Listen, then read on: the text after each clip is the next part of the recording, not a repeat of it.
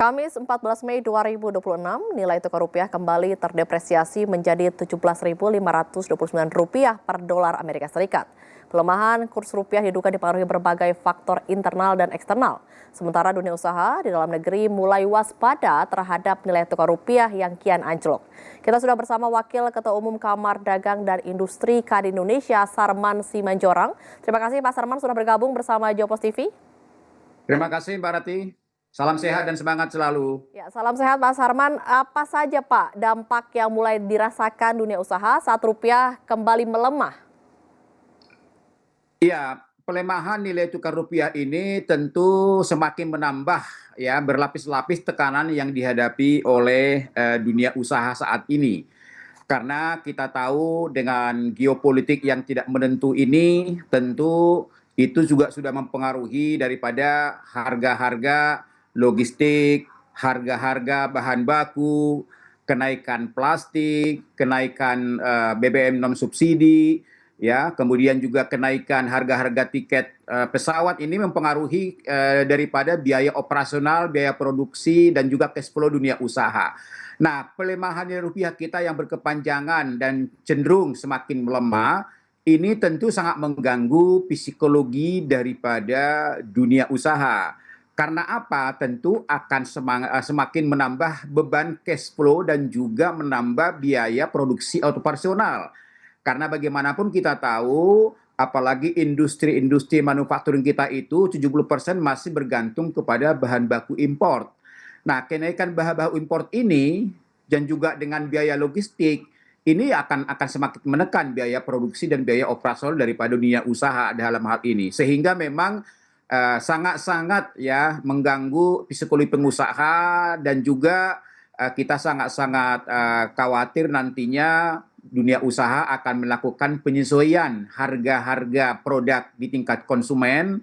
Nah, itu memang merupakan bagian daripada yang tidak bisa ditahan lagi kalau memang daya tahan pengusaha itu sudah tidak ada lagi yang akan bisa ditahan lagi, otomatis akan menyesuaikan dengan harga-harga produk di konsumen, walaupun di depan mata kami juga akan juga tergambar bahwa ini juga akan semakin menekan daya beli masyarakat dan juga inflasi kita dalam hal ini. Jadi memang ya ini sesuatu yang sangat-sangat warning bagi dunia usaha, Mbak Rati. Ya, dunia usaha sangat terdampak Pak Sarman, tapi sektor industri yang paling terdampak apa Pak? Yang sangat terganggu dengan adanya pelemahan rupiah ini? Apakah ini juga mengganggu psikologi pengusaha?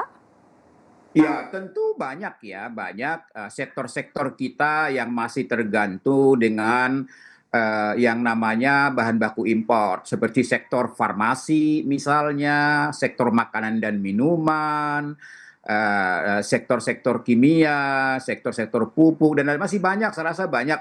Jangankan ya sektor-sektor manufacturing, UMKM kita aja ya, pengrajin tahu tempe, ini juga sangat-sangat tertekan karena bagaimanapun mereka masih tergantung bahan baku impor kedelai. Itu UMKM loh. Jadi artinya bahwa memang ini sesuatu yang sangat-sangat dirasakan dampaknya oleh pelaku usaha. Mungkin ya katakanlah misalnya kalau pelaku-pelaku pengrajin tahu tempe saat ini mereka masih bisa mensiasati ya dengan mengurangi ukurannya, volumenya dikurangi supaya tetap harganya sama di pasaran. Karena nanti kalau harganya dinaikkan tentu juga akan semakin menekan daya beli masyarakat kita dalam hal ini. Jadi kalau ditanya dampaknya ya banyak industri kita yang sangat-sangat tergantung juga dengan bahan baku impor, Mbak Rati. Apakah saat ini dunia usaha atau para pengusaha ini memiliki strategi untuk mensiasati pelemahan rupiah? Ya, sebenarnya mulai terjadinya geopolitik yang semakin memanas ya ketika kita tahu harga BBM sudah menaik, logistik sudah mulai naik dan juga pasokan bahan baku juga sudah mulai naik. Ya, dunia usaha sebenarnya sudah membuat langkah-langkah mitigasi. Dengan cara apa? Contohnya misalnya bagaimana agar biaya operasional ini bisa semakin ditekan. Ya tentu misalnya biaya-biaya ya seperti mungkin ada anggaran-anggaran promosi itu akan semakin dikurangi dan lain-lain. Tapi yang saya katakan tadi ya, ini kan daya tahannya ini kan pasti terbatas. Kalau pelemahan rupiah ini semakin berkepanjangan, ya saya katakan tadi bahwa kita khawatirkan penyesuaian harga-harga di tingkat konsumen.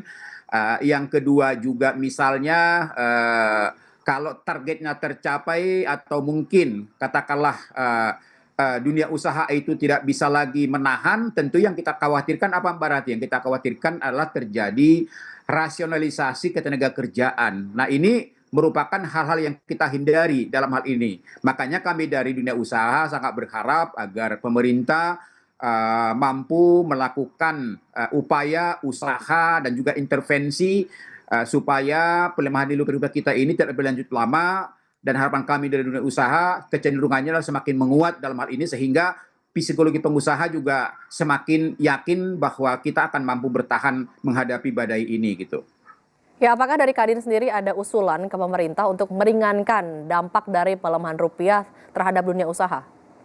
Ya, tentu kami dari Kadin ya berharap memang bahwa agar pemerintah membuka dialog secara komprehensif dengan pelaku-pelaku usaha.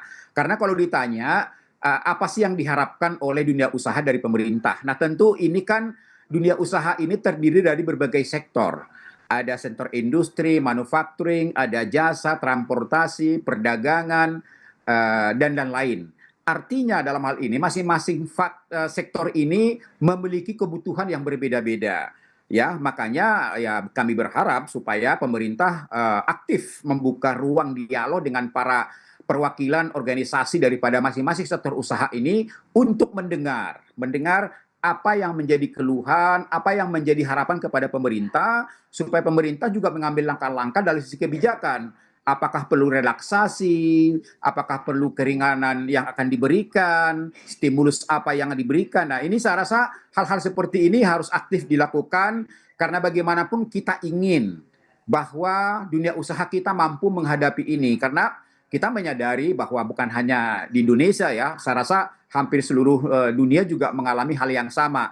Tapi kita lihat bahwa tekanan rupiah ini kan kita semakin melemah. Nah, justru hal-hal seperti inilah yang kita harapkan supaya pemerintah proaktif ya melakukan dialog dengan dunia usaha supaya bisa mengambil langkah-langkah bersama, mitigasi bersama.